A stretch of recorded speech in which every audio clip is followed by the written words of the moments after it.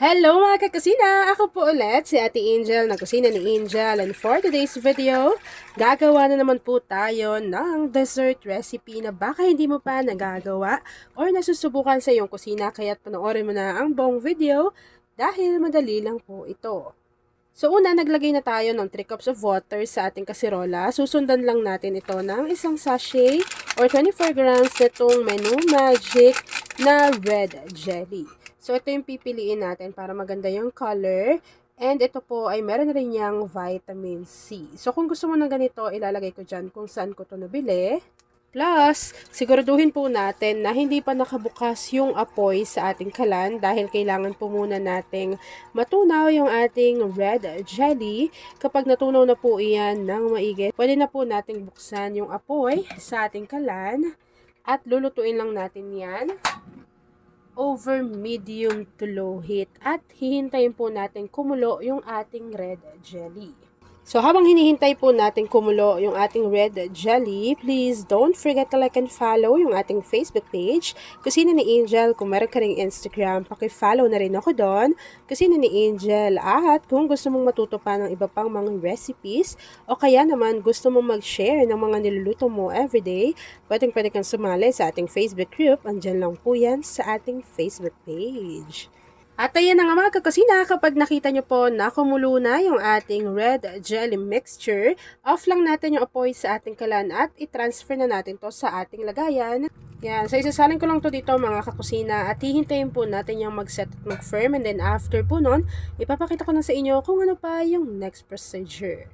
Alam nyo naman na wala na akong iba pang i-recommend na kalan sa inyo kundi si Gaslight. So ito, napakadali lang gamitin, napakadaling linisin. So yan, kakalinis ko lang din kasi nga mag-video na naman si ate nyo Angel.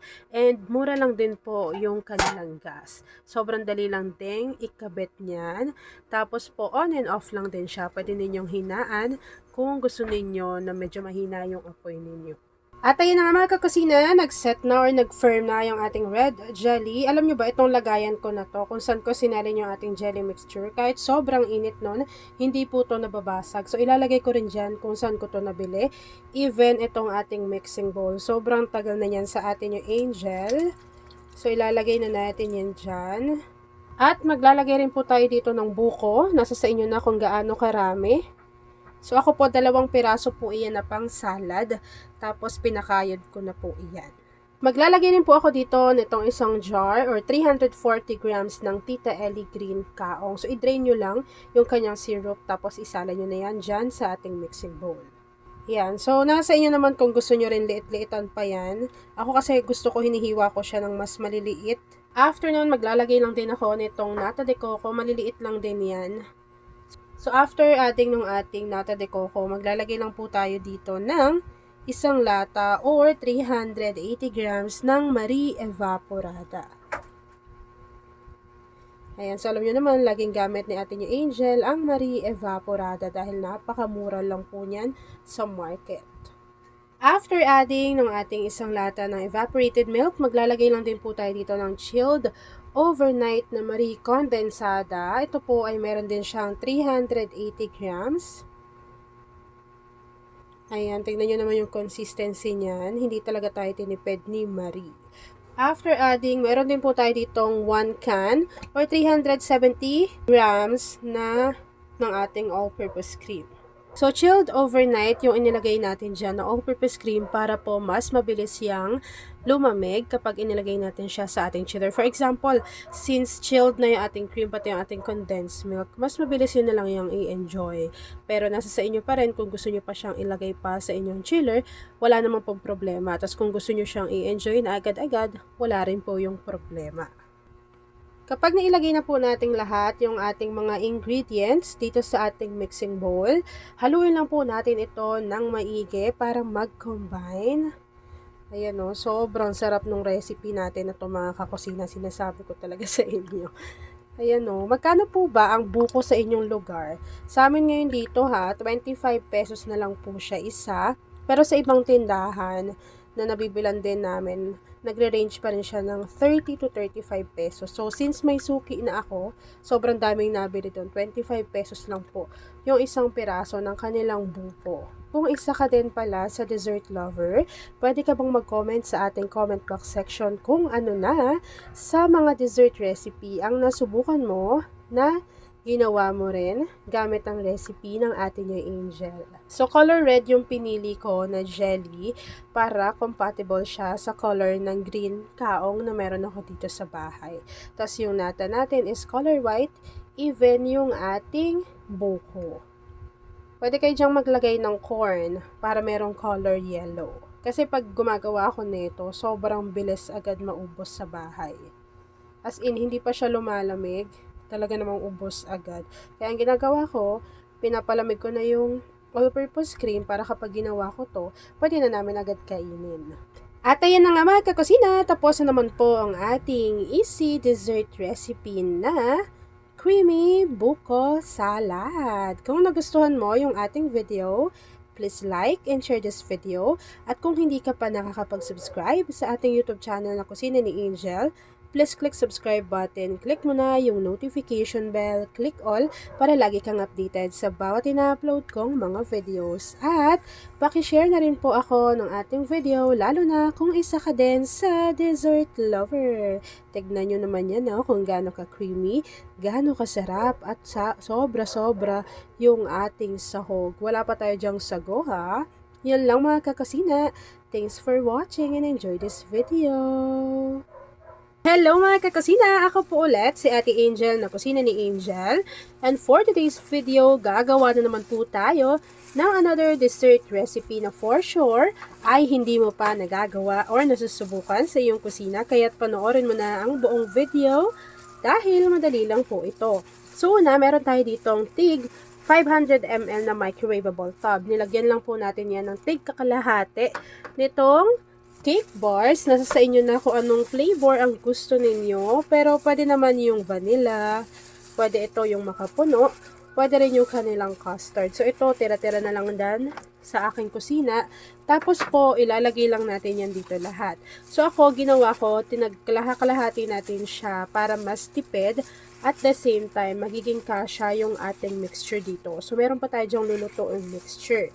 Kapag nailagay na natin yung ating cake bars dito sa ating microwavable tub, set aside lang po muna natin ito bago gawin na po natin yung ating mixture. Ganda ng kulay. Kakailanganin po natin itong Menu Magic Ube Jelly Mix. Yan. So take note na hindi pa nakabukas yung apoy sa ating kalan. After nun, tunawin lang muna natin yan sa 1 cup of water. Yan, para sigurado lang tayo na hindi namumuo yung ating jelly powder sa bottom ng ating pan. Alam niyo ba, sobrang sarap nito, nung ube nila na jelly powder.